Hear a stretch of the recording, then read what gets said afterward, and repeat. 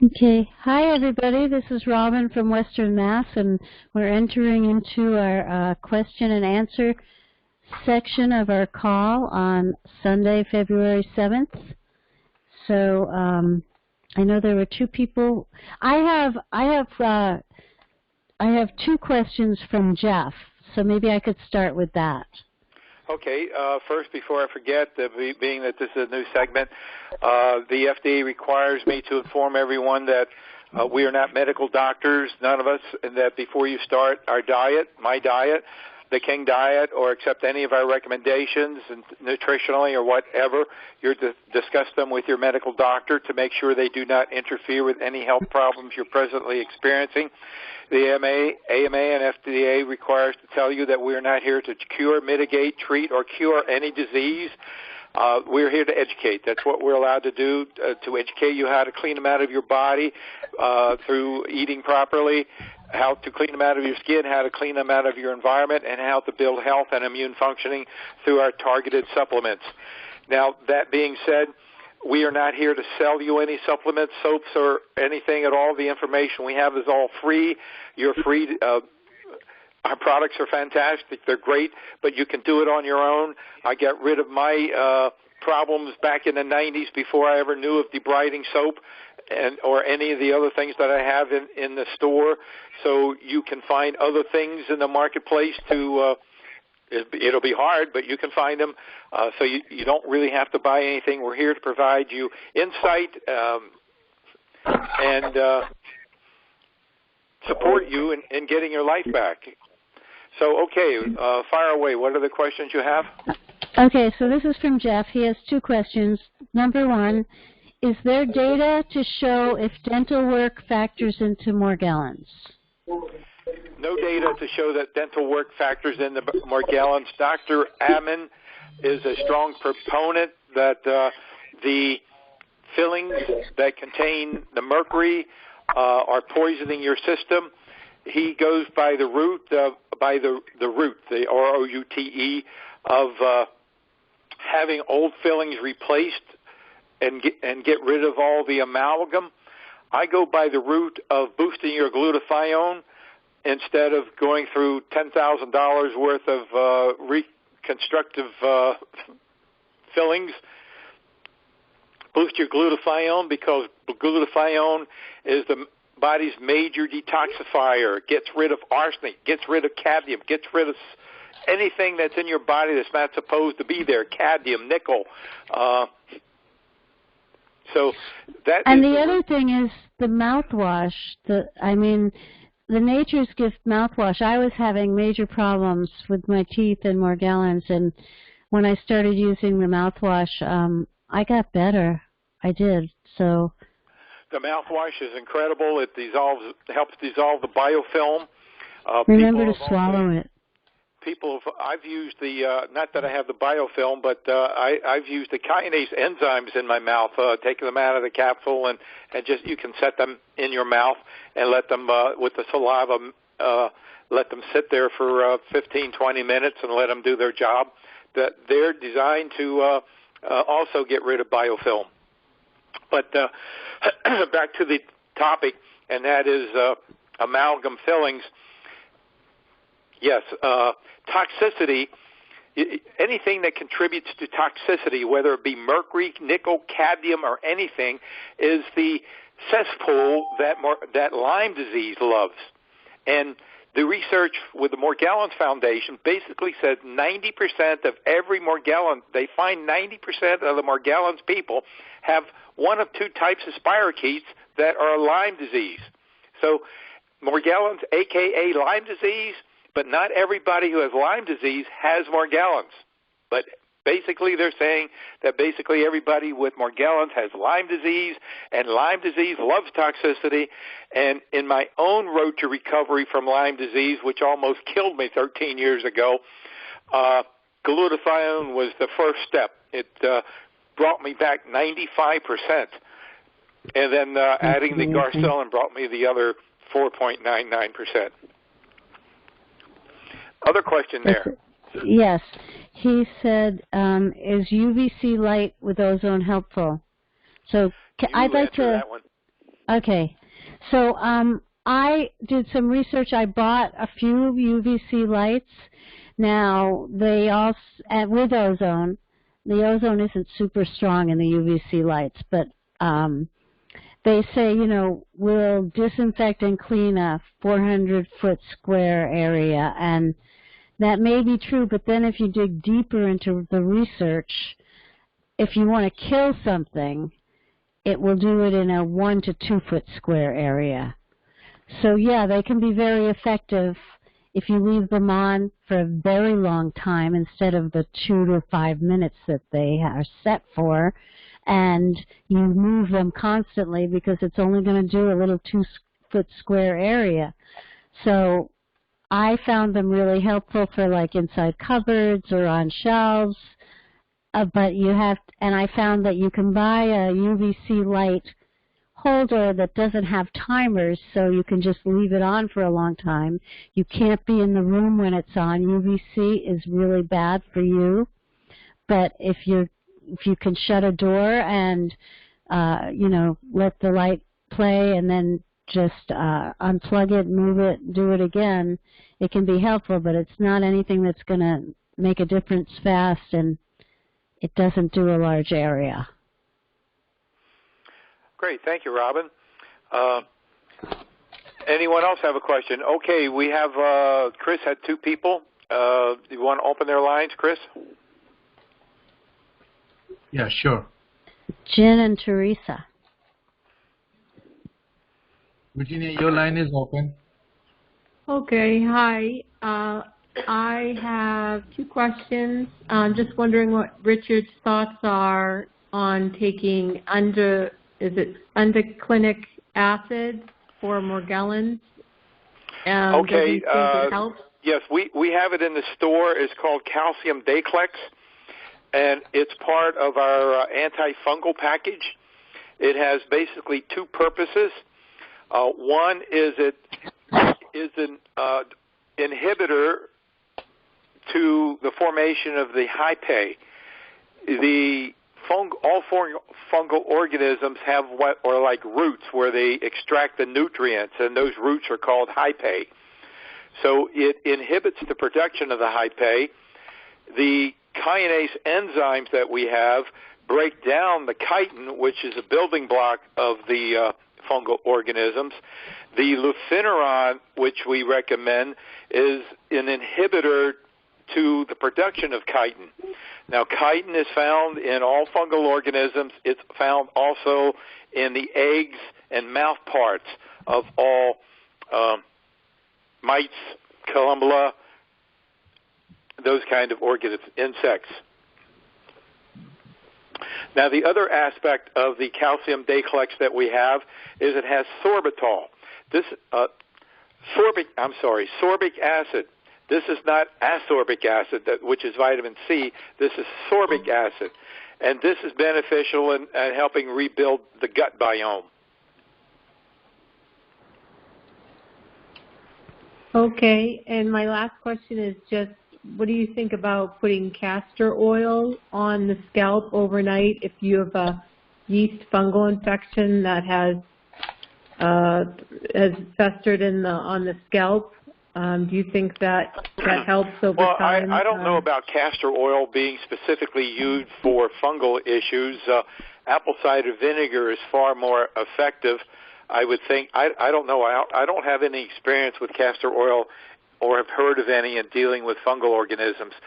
There's nothing wrong with putting it on your scalp. There's nothing wrong with putting a bathing cap over it to keep it saturated and so forth. Nothing wrong with it at all. If it works, I don't know. Okay. I think apple cider vinegar is better, but the other thing that helps tremendously with hair and all of that is red light therapy. And you can get inexpensive, well, they range in price from like $40 to thousands of dollars, but you just sit under it for 20 minutes a day, and it does wonders for hair. I can vouch for that. Now, the question I have is, how do you know it's fungal that you're dealing with? Good question. I don't know. I To this day, I don't know. So all right. So well, let's go back and Ethel, are you on the call? Because we basically have a protocol for dealing with scalp issues that would take care of fungal and anything. So there's things that you can do. So Ethel, would you like to go through the protocol we have for the scalp? Sure. Make a mixture in the palm of your hands of equal parts of the Nature's Gift shampoo, regular or foaming, Super MSM gel, and Claudia Stream cream. So you can maybe a half teaspoon of each one of those, a few drops of peppermint, a clove, or whatever oil you would like.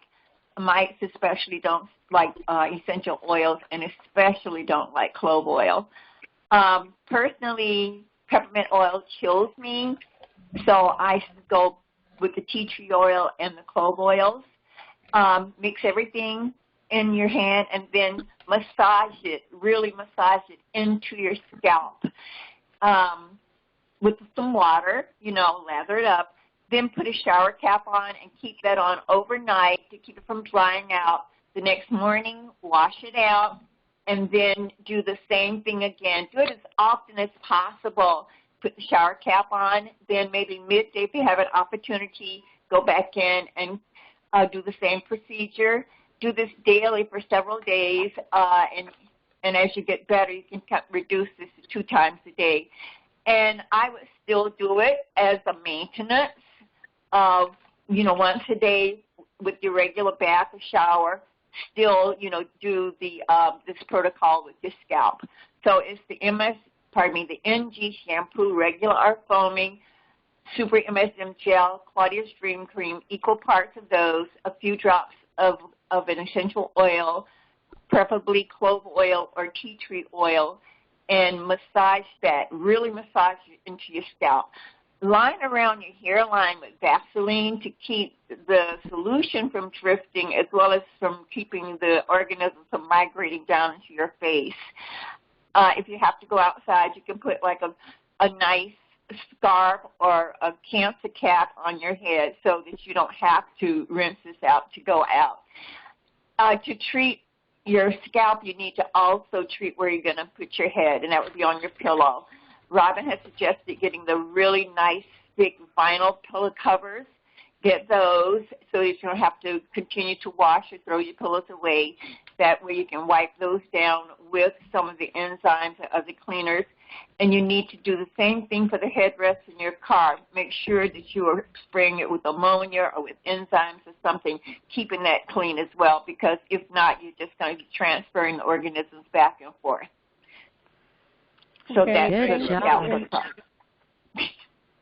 Okay, and would you suggest just kind of, I have all of that, so I'll do that tonight and I'll start doing that, but would you also suggest kind of mixing it up with, someone suggested clean green on the scalp? Does that make sense? Just mixing it up so it doesn't get used to it or resistant? Well, enzymes, we have clean them up enzymes in the store, but I don't see any reason to add the enzymes to the formula. Do you, Robin or Ethel? I think it's either or, because the enzymes and the Nature's Gift kind of cancel each other's out. So right. You can use one or the other, and you can take turns with them, but not both at the same time. Yeah, I'm glad you remembered that. Nature's Gift is very powerful. It will dissolve the enzymes. Okay, all right, thank you. Appreciate it. Thank you. Anyone else like to call in? Or somebody else open? Chris? Hi, it's Teresa. Am I out? Hi, Teresa. My line open? Hi. Yeah. Hi, Teresa. Hi, I have a few questions. I'll try to keep them brief. One real quickly. Does the Clean 'em Up Zymes, like Clean Green says, the solution should be at 90 degrees. If it's not 90 degrees, if it's, say, room temperature or 60 degrees, it takes longer to clean the organisms than when it's hot. Well, that's kind of hard to, like, always deal with. Like, you almost have to mix it fresh every time with hot water. Is that the case with the Clean 'em Up Zymes? Because I'm thinking of making that change. Chris is our resident expert on the enzymes. Do you know the answer to that, Chris? Yes, Chris? Richard. Actually, Yes. what she's saying is true for clean green, and it is partially true for our cleaning enzyme also, because the warmer the enzymes activate better, and they disintegrate and form a formula to go after these proteins or the enzymes inside the body of this organisms. So warmer is better. There is no need to be hot. Yes. So, I used to mix up big batches ahead of time. Now I'm going with mix as I go and use the hotter water, because I figure if I'm going to do it, I might as well try to get the best results. Okay, that's great. Thank you very much. You're welcome. Do you have other questions? Richard, I have had a lot of skin fungus. I am on the verge of having clear skin, and it just keeps getting better and better every day. I read, and this is something your researchers might want to look into, but I just want to mention, I read that sarsaparilla root is a powerful killer of spirochete bacteria. I've been drinking a lot of sarsaparilla detox tea, and I've been taking sarsaparilla root with a very strong result on the Morgellons. So that is something your team may want to look into. That's phenomenal. I thank you for sharing that. I'll have our herbalist look into that. Yes, I've found several sources that say it is like the most powerful killer of spirochetes. And as that's great. Okay. Would you email me that information, and we'll research it more, because we have teas in our store, and that would be easy to add that tea. It's a tea, right? Tea, but you can also buy the root capsules, which I believe is probably more effective because you're getting a better dose. Okay. But yes, that's been very, very effective. Now, all right, thank you. I have not had any itching or biting or anything for months and months and months. But I still suspect there's more columbola around than I think. I get a lot of that white foam in the bath, which I believe is columbola. And occasionally I get a little dust that looks like it's moving with purpose. So I continue to treat and deal with that. But what I'm wondering, I have had a lot of... You get this on your skin, or you get it in the environment? I'll have a little piece of dust fall off my skin and just fly away instead of dropping to the floor. I'll also get skin dust that just drops to the floor. Yeah. But, that's my question. I've had a lot of fungus. Does fungus also drop off your skin or come out in the bath in a way that you can see? Well, the fungus, I learned about fungus accidentally. I have one of those whirlpools, and I had one of those pillows, and the pillow wasn't protected with a vinyl. It was just the what do you call it? The substance that the plastic, the foam. Yeah, the foam. Yeah. And it actually ate the pillow. It actually ate the pillow foam. Was when I recognized the skin component from fungus, and it was were in my jets after months of using it.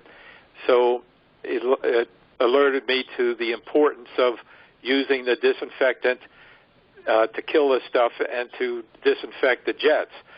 Now, I suppose the stuff that falls off your skin, I have no idea what it might be. Dead skin, whatever. So the little nubs, I think, are dead skin or Morgellons fibers. Mm-hmm. Okay, good to know. Well, do you have fibers or filaments that come off? I've had these filaments for over a year coming out of my skin. They've all but stopped. My skin feels clearer and smoother and cleaner. When I take a tub, I used to have stuff coming out of my skin for an hour and a half. Now it stops after 20 minutes. So I am getting great. close. I'm in the last stages of, I'm in my last few days, and this is a question. I'm on my last few days of Lufeneron. Mm-hmm. I'm wondering, do most people go for the second course of Lufeneron? They say there's no harm in it. The Lufeneron, people do go for 2, some do go for 3, just for insurance. But the Lufeneron does not interact with any other medication. There are no side effects, so there's no harm in doing 2 or 3 doses, 2 or 3 rounds. Since I was very infected, I probably should go right into the second dose and not like assess or wait and see. Right. Not going to do anything. Probably be prepared. Yeah. Okay. Yeah, go. Okay. Okay. I think that's all I've got. I know well, that it sounds like you're progressing very nicely. Would you be interested in becoming one of our coaches? I might be. I'll tell you, I've been so severely compromised for so long. I think initially I may not have the strength. I've also been COVID destitute and unemployed for a while, and I might be just about to get back to work. But yes, I think once I really can say I've put this behind me, it's going to all be different. And Richard, I moved. I left a loft apartment that was heavily infested with mites. I left 75% of my belongings behind. I moved to a new place that I have treated, disinfected, sealed, packed, cleaned, everything. Yes, there's been springtail evidence in the new place, but very minor compared to the old place. So I mean, I've really gone to the mat for this this disease, and I just want to say my heart goes out to everyone, and I pray for all of you. This disease is absolutely terrible. It's beyond my wildest imagination that anything so terrible could possibly happen to a person. I don't believe any human should ever have to suffer the misery that we suffer. And while you're suffering this misery and you're severely debilitated and you're cognitively impaired and you're in pain, you have to fight this battle. And it's really hard to keep going. And for me lately, I've always had a little bit of improvement every day for about 5 months. And that improvement every day gives me enough strength to fight the fight for one more day. But yeah, I just really want to say how much I feel for all of the group and how much I appreciate Richard, Chris, Robin, Ethel, Barbara for helping us because I still, every once in a while, the enormity of what I've been through just hits me like a ton of bricks and almost knocks me over on the floor. And it's just who knew? I've been through it for almost 3 years now, and I still can't even wrap my brain around the fact that this happens to people. It's really, really terrible. That's all I got. Well, thank you very much for sharing. I'm glad we were instrumental or in part of your plan there to get your life back. And keep in mind, you don't have to be at the end to be a coach because you're still much further along than many are who are just starting this terrible, miserable journey. And what you are saying is absolutely true. You are in a fight for your life. It's a battle. It's like being in a boxing ring, and you don't walk out.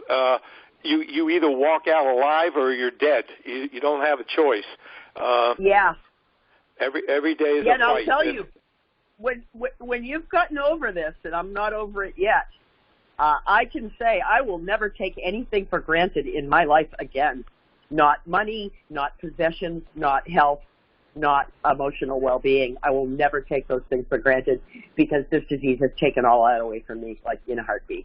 Well, not in a heartbeat, in 3 years. Life is a gift. Every day is a gift that we have. Yep.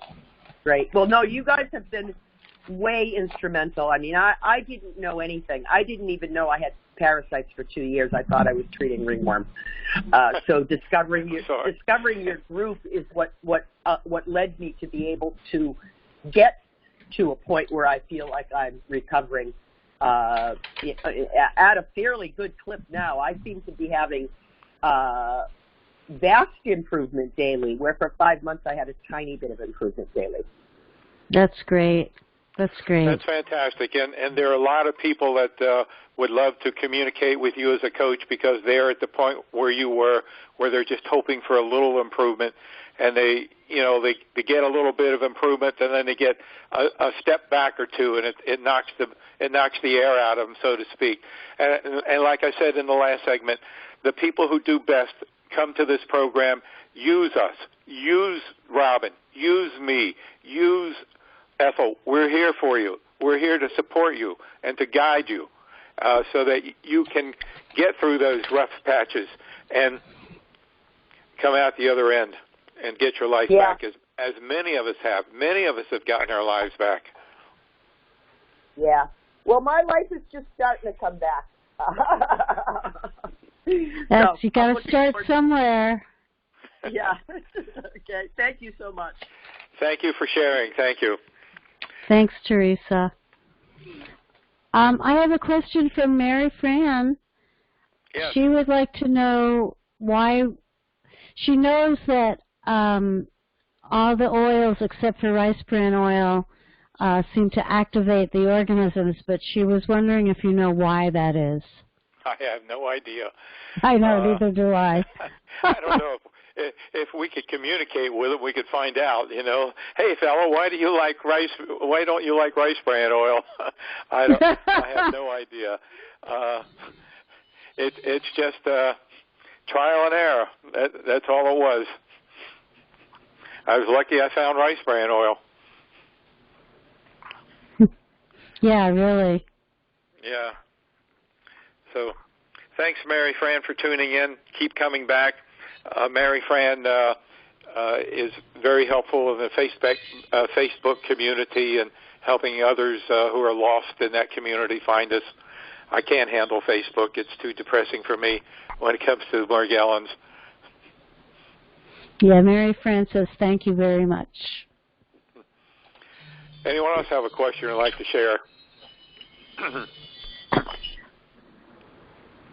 There was someone who wanted Chris to open up their line. It's the number that ends in. Can I say that? Sure. Yeah. The last 4 digits. 7067.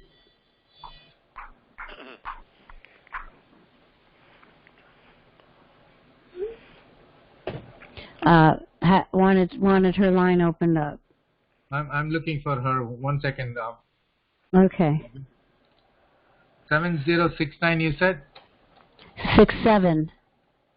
7067. Yes, if anybody is new on the call and would like to share, we welcome that. The crux of this program is the diet. And, people have asked me, I'm not getting, I got an email this morning. Well, I'm using the soap, but I don't see anything happening. Well, that's a tiny little slice of what you're telling me. I don't know if you're on the diet, because without the diet, nothing's going to happen.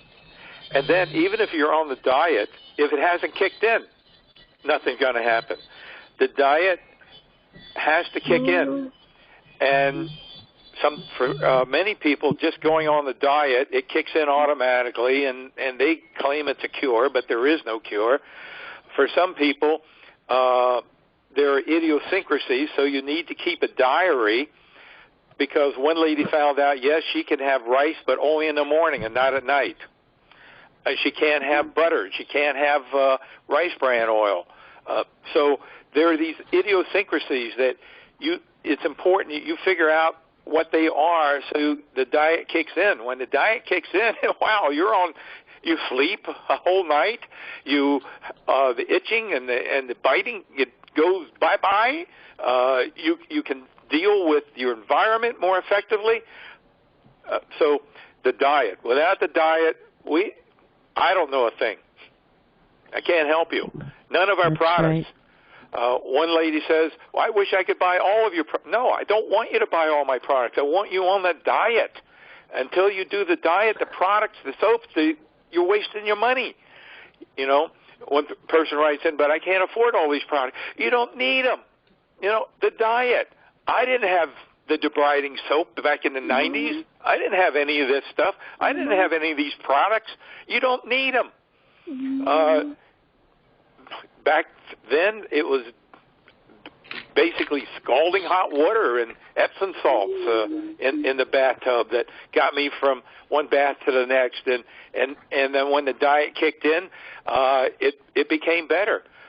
So you make it work. The diet is it. Everything else we do here, it's like the diet is the slow boat to China. You're going to get there. The products just can speed things along, build your immune functioning, and make it faster. But they're not necessary. Did we get that line open? Yes, 7067 open. Okay. Hi, my name is Candy. Hi. Hi, Candy. Hi. I want to know, I don't know if I have Morgellons or not. I know that I have mycotoxins before we moved out here to this house. I tested with Great Plains Labs and I had 5 different ones. And then we moved out here to this house in this town in Mountain Home, Idaho. It's high desert. And I got worse out here. And I have symptoms out here that I didn't have before ever. What kind of symptoms do you have? Like right now I'm sitting here and I have heat in my face really bad. And my hands are shaking. I have heat in my face really bad and my hands are shaking. And inside my nose is sticky and my eyes are sticky right now and they burn. And I have a metal taste in my mouth and I don't have no teeth, so no amalgams. And I have like pressure in my brain and the burning in my eyes here never stops. And I jerk around and I get pressure in my brain and I start saying, well, Mama, let me ask you one thing. Do you have any filaments or fibers growing from your skin? They could be short. I don't have no fibers coming out anywhere. I don't see anything like that. Do you find any cotton-like or lint-like substance in your bedding and clothing without any reasonable explanation? I never. Or like mini cotton balls in your eyelashes. No. I just get I get hive bumps on me, and then I get tiny scabs on me, really tiny scabs. Well, okay.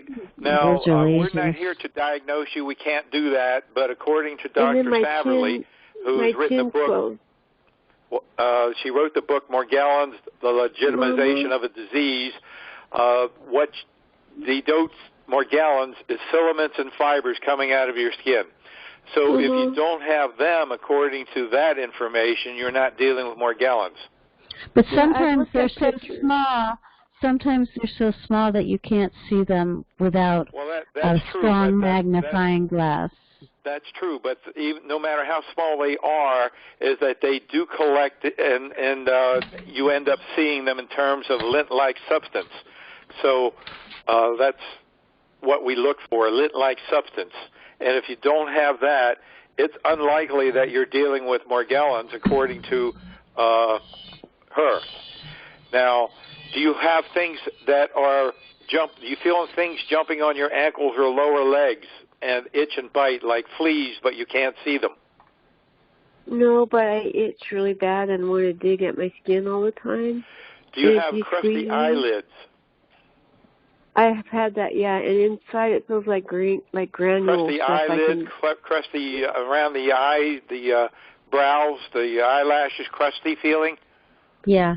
No, but I have these like crusty abrasions like on my skin a little bit in certain places. And then I get like sometimes if I rub my eyeball, I'll get like these little hard granule things come out. Like I can kind of like a grainy like in my eyeballs. Okay. Well, that again, that could be several things. I don't know exactly what. Do you have any lesions around the back of your scalp or upper shoulders? I have I have sores. Lesions are like little cuts or sores. I have like little sores on my back of my neck. They're the back bumps. of your neck, and they don't heal? And non-healing? They stay there a long time. They're like bumps and they're sore. Like they're real sore. And on my scalp, I noticed like little scabs on my scalp that are sore spots too. All right. All over my scalp. Do you have burning of the skin? Is your skin burning? Yes, my skin burns too. Mama, all right. And do you feel biting? Do you feel a biting sensation where it feels like it goes to the bone? No, I don't remember any biting. I feel pain in my tissue. I feel like real bad pain in my tissue. Like right now, my chin tissue is swelling up, breathing in the air. Yeah. Well, generally, like again, I can educate you, but the burning, if you go to the internet and you search for symptoms of burning skin, it's associated with fungal activity. Mm-hmm. And there are no tests or diagnostic tests for columbella, but generally columbella, you either feel them around your ankles or lower legs, like fleas that are biting and itching, but you can't see them, or they show up as a crusty feeling on your eyelashes, or they show up as non-healing lesions on the back of your shoulders and the back of your scalp. And that could be, again, it's not a diagnosis. It's a likelihood of columbella. Nobody acknowledges that they exist on human beings except for a few scattered research studies going back to the 50s and 2002 or so. So the main approach would be the diet. The next step would be using the debriding soap to clean your skin. So it doesn't matter what the organism is. It seems like there's an organism there that doesn't belong there. So you use the debriding soap along with a disinfectant to keep those organisms from moving and shifting to other parts of your body and to destroy them. So that's the main approach. And then they could be possibly in your environment. If it's columbella, they're definitely in your environment. And then you need to disinfect the area of your environment. This house, to me, smells musty and funny in certain areas and musty. And I don't like them to open the bedroom doors because the bedrooms smell worse. And, like right now, I'm freaking out because I'm having these symptoms and they don't stop when I'm here. They just get worse. Do you have to stay there? And I'm trying to find a place to go to get out of here because I feel like I'm going to vomit right now. And I got worse when we came here to this house. It sounds to me like you're living in a sick house, and the air outside, honey, smells weird outside in the air too. And I got hit by somebody, and my car got wrecked, my other car, and I had to get another one, and I bought it at a dealership down in Boise. And I don't like getting in that car because the car smells funny to me. I mean, I wear a mask like everybody else, but I was doing that before because it chemically sensitive. The thing that you might want to do would be to use the ozone machine and to, I don't know if you could. That. You do have it? How often are you running it? I have a brand new one. I know, I have a brand new one sitting in the box still right here. All right, where did you get it? Some young man named Joshua in one of the mold groups sent it to me. All right. Do you know how many milligrams an hour it produces?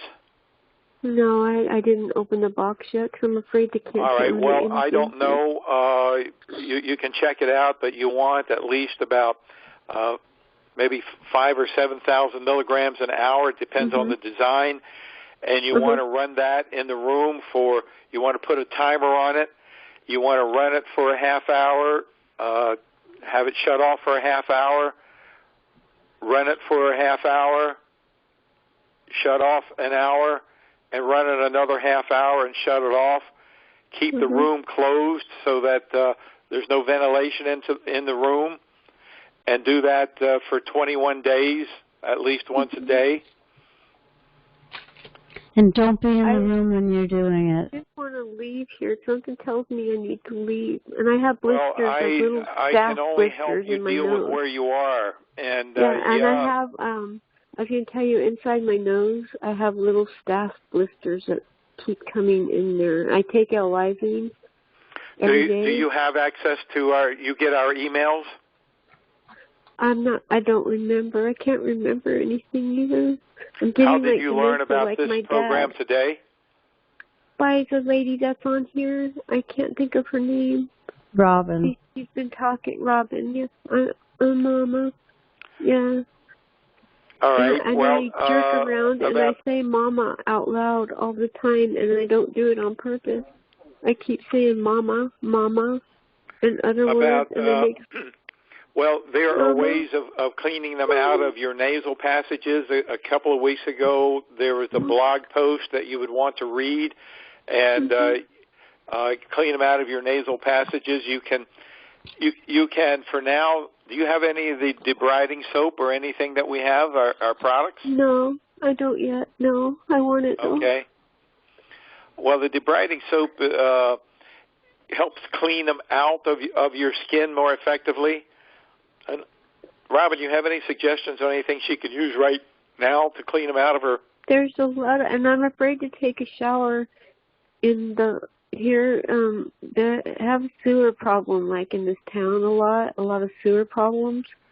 And this one even kept getting backed up, like it would get backed up and the bathtub would fill up with whatever's coming through the pipes from the toilet.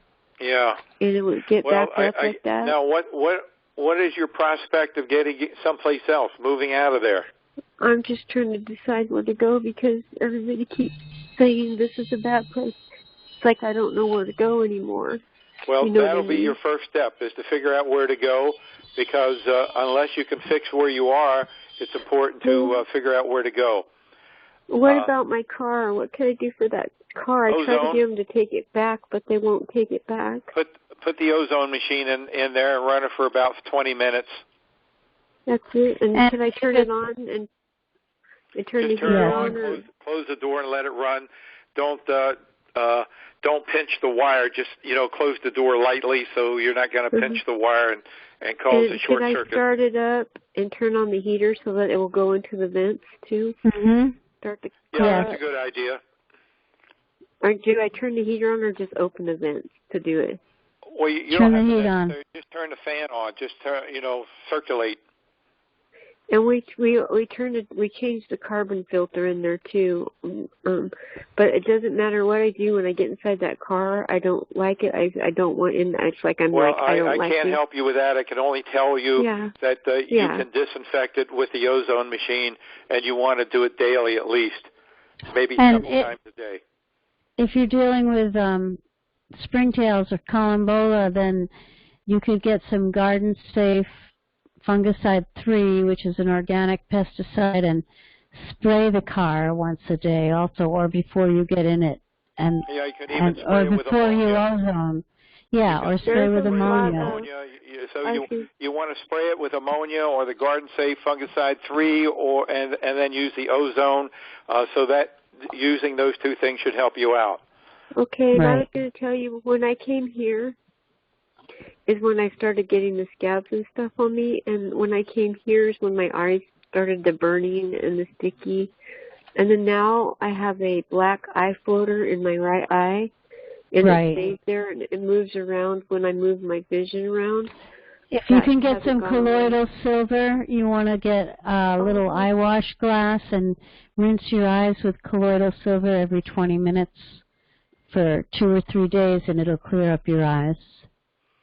Yeah, we also have colloidal silver in our store. And the most important thing is either treat that house or move out, find a place to go. Right. I have the last thing you talked about. I have that in where you spray it up your nose. I can't think of what it's called. You just said it. You said silver something. Colloidal silver. Yeah, I have that. Yeah, that can help. That can help, but it'll really help your eyes. I'm always scared to use it. Well, don't be scared to use it. Yeah. Okay. Okay. All right. I'm thank getting you. worse. I feel like I'm in a I just wanted to tell you, I feel like I'm in a sci-fi movie. That's what I feel like. If you heard the lady share before, that's where she came from. That's where most of us come from.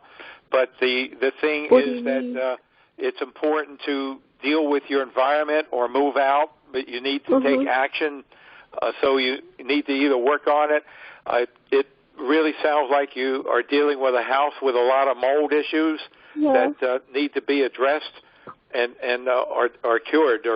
The house has to be fixed. The house was built in 1958, and a lot of the houses in this town were built then because this is an old military town. It has a musty. You have a musty smell to it. The Air Force, and the Air Force base is 10 miles from us, and it's a musty smell when you walk. When I first walked in, it smelled musty, and if you open my son's bedroom where he sleeps at, it smells musty in there. Well, it's unhealthy. You need to either fix the house or get out of it. I want to get out of here. That's what I want. I don't want. They're not going to fix it because they don't understand. They're not getting sick like me, Mama. Yeah, but you're living in it, so it's up to you to either fix it with the. I mean, they're not going to fix it. You can't. But Mama. For yourself, you need to use that ozone machine. Okay, and I feel like I'm going to vomit all the time, too. Like, I just want to get out of here, sir. See, he's being mean to me right now. He's yelling at me because I'm talking about it. Mama. And I forgot to tell you, I slobber, too. And I didn't slobber before we came here. I slobber all the time. Is that normal? No, it's not normal, but I slobber for some reason. The house has to be fixed, or you have to move. Yeah. Any symptoms that you're having is probably directly related with the environment that you're living in. So can I just it's almost useless to address the symptoms without addressing the cause, and the cause is the house. Yeah, but ozoning it, if the carpet is old and it's under the carpet, isn't going to do any good, right? Isn't getting out of here the best thing to do? It's everywhere. You know, steam cleaning with white vinegar. Get rid of the carpet if you can. I don't know. You have a landlord. If you can work out anything with him. If you can't, you got to go. They're not going to do that. They're not going to do all that because my son owns this house and they don't understand. So no, that's not going to be done. I have to go. You're right. But I have to make sure that the car that I leave in is good enough for me to do that. Well, you know what to do for your car now. Okay, ozone it, right? Okay, I hope you made notes, but this will be recorded. Thank you. And you can always listen to the recording. Thank you. Thank you. Wish we could do more for you, but we can only address the organisms. Thank you.